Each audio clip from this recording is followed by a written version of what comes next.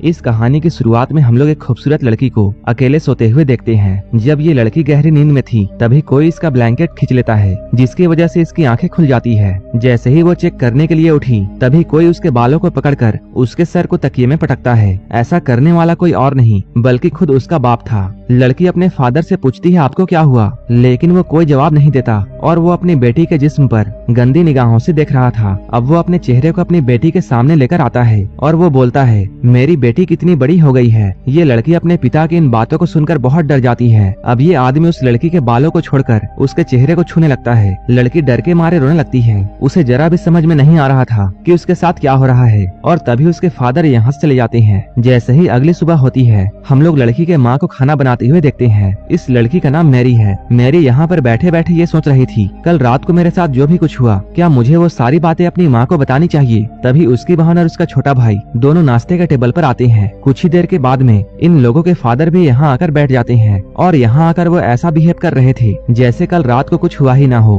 Mary मन ही मन में ये सोचती है कल रात को तो ये मुझे बहुत बुरी निगाहों से देख रहे थे, लेकिन अभी ये इतने नॉर्मल कैसे हैं। इसके बाद मैरी टेबल से उठती है और यहाँ से चली जाती है। तभी उसकी मदर यहाँ आकर खाने को जोर से टेबल पर पटकती है। यहाँ पर मॉम बहुत ही अजीब तरीके से खाने को खाती है, जैसे कि उन्होंने महीनों से खाना नहीं खाया हो। मॉम को ऐसी अजीब हरकतें करते हुए देखकर उसके बच्चे डरते हैं। तभी उसका बेटा भी खाने को उगल देता है और कहता है खाने में बहुत नमक है। तभी मॉम उसी खाने को उठाकर पागलों की तरह खाने लगती है। आखिर इस फैमिली के साथ में इतनी अजीब घटनाएं क्यों हो रही है। असल में इस फैमिली ने जब से एक नए कॉटेज में शिफ्ट किया है तभी से इनके साथ में अजीब सी घटनाएं हो रही हैं। इनके पड़ोसी कभी इनके आंगन में कोई अजीब सी स्टैचू लगा देते हैं तो कभी कोई उनके घर के सामने मरा हुआ जानवर लटका देता है। वहीं फादर हर रात को अपनी बेटी के साथ में अजीब सी हरकतें करते हैं। इसके अलावा मॉम भूखे भेड़िया की तरह खाने को खाती है और अपना खाया हुआ खाना अपने बेटे को भी खाने के लिए देती है, लेकिन बेटा इस खाने को खाना नहीं चाहता और वो अपने पिता की तरफ देखता है। वो कहते हैं अगर तुम इस खाने को खाना नहीं चाहते तो मत खाओ।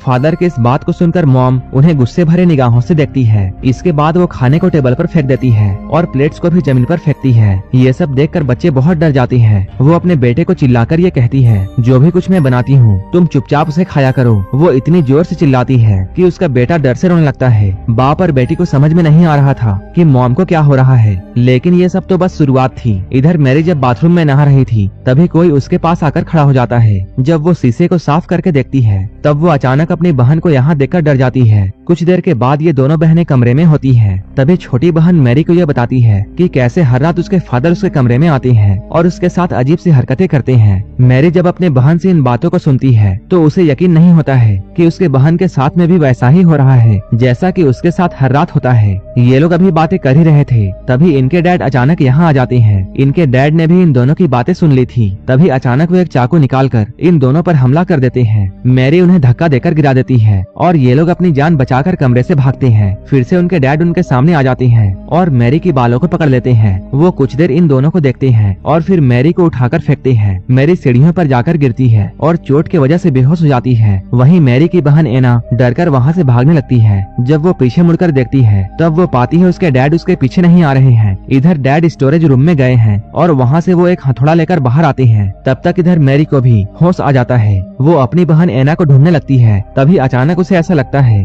जैसे कोई उसके पीछे है। वो जैसे ही पीछे मुड़ी सामने उसके डैड हथौड़ा लेकर खड़े थे। वो हथौड़े को लेकर मैरी पर हमला करने ही वाले थे। तभी एना जोर से चिल्लाती है जिससे डैड रुक जाते हैं। एना एक बैट उठाकर अपने डैड के मुंह पर जोर से मारती है, लेकिन उसके डैड को कुछ नहीं होता। इसके बाद उन्होंने एना पर भी हथौड़े से हमला किया। एना जैसे ही नीचे झुकी हथौड़ा जाकर दरवाजे पर लगता है। तभी नीचे से किसी की आने की आवाज सुनाई देती है। ये आवाज किसी और की नहीं बल्कि इनके डैड की थी जो कि सीढ़ियों से ऊपर आ रहे थे। डैड की आवाज को सुनकर ये आदमी हथौड़े को फेंकता है और दूसरे कमरे में चला जाता है। डैड जैसे ही ऊपर आते हैं यहाँ का नजारा देखकर वो डर जाते हैं। इसके बाद वो अपनी बेटियों को देखते हैं जो कि उनसे डरकर पीछे हट रही थी। तभी डैड के पैरों के नीचे वही हथौड़ा आता है और वो दीवार में बने हुए छेद को देखते हैं। डैड इन दोनों से डांट कर ये पूछते हैं क्या तुम दोनों यहाँ पर लड़ाई कर रही थी? लेकिन वो दोनों कोई जवाब नहीं देती।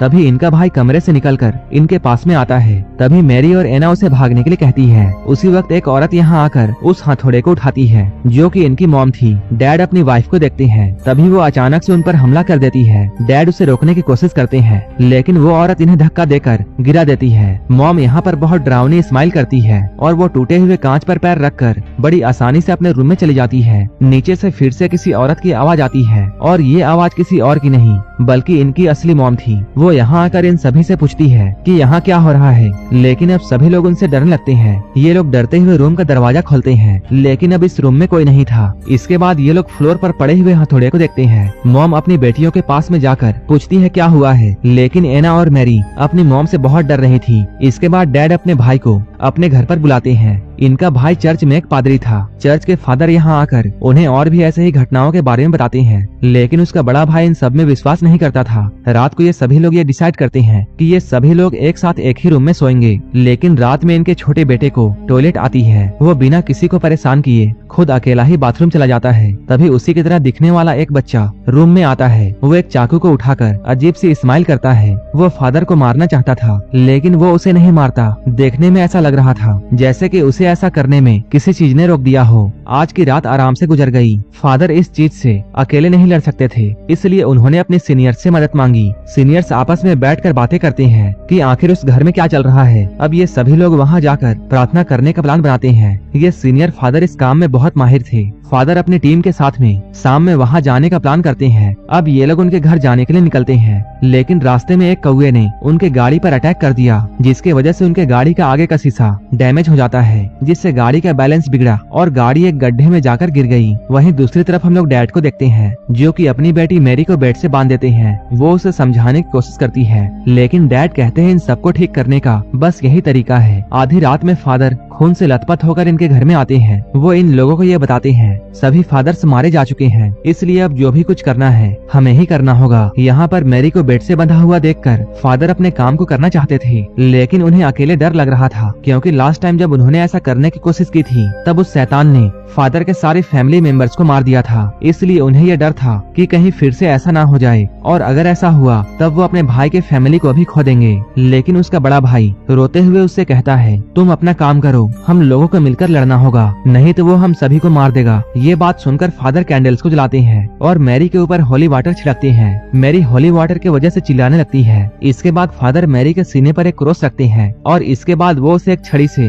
मारने लगते हैं। मैरी दर्द से चिल्लाने लगती है। वो पूछती है वो लोग उसके साथ ऐसा क्यों कर रहे हैं। फादर मैरी के डैड से ये पूछता है क्या तुम अब भी इस इलाज को कंटिन्यू करना चाहते हो। ये सब देखकर मैरी के डैड रोने लगते हैं। जब एक छड़ी टूट जाती है तब पादरी दूसरी छड़ी निकालता है। मैरी दर्द के मारे बेहोश हो जाती है। वहीं दूसरी तरफ हम लोग उस जगह को देखते हैं जहाँ यहाँ पर आने वाले फादर का एक्सीडेंट हुआ था। यहाँ पुलिस की टीम पहुँच चुकी है। जैसे ही वो लोग गाड़ी से फादर को निकालते हैं, गाड़ी में जोरों से धमाका होता है। इन सभी लोगों के बीच में मैरी के डैड का भाई भी मौजूद होता है। इसका मतलब ये था कि वो आदमी जो कि अभी मैरी के घर पर है वो कोई पादरी नहीं बल्कि खुद वही शैतान है। इसलिए वो मैरी को बेवजह दर्द दे रहा था। लेकिन अब मैरी की मॉम से ये सब बर्दाश्त नहीं होता। वो कहती है ये कोई इलाज नहीं है, ऐसा करते रहने से मेरी बेटी तो मर जाएगी। इसके बाद वो फादर को पकड़ लेती है ताकि वो मैरी को ना मार सके, लेकिन डैड उसकी बातों को नहीं सुनते और वो अपनी बीवी को जोर से धक्का देते हैं और पादरी से कहते हैं तुम इस रिचुअल को करते रहो। इसके बाद अचानक डैड अपनी वाइफ के पास में जाकर उसका गला दबाने लगते हैं। तभी अचानक वो अपने भाई की तरफ देखता है जिसके चेहरे पर एक डरावनी हंसी थी। डैड को समझ में आ जाता है। इसके बाद वो शैतान पर हमला करते हैं, लेकिन वो शैतान डैड को मारकर नीचे गिरा देता है। जैसे ही वो शैतान डैड को मारने वाला था तभी असली फादर यहाँ पहुँच जाते हैं। वो यहाँ पर कुछ मंत्र पढ़ते हैं जिससे वो बुरी आत्मा यहाँ से चली जाती है। मैरी बहुत बुरे तरीके से जख्मी हो गई थी।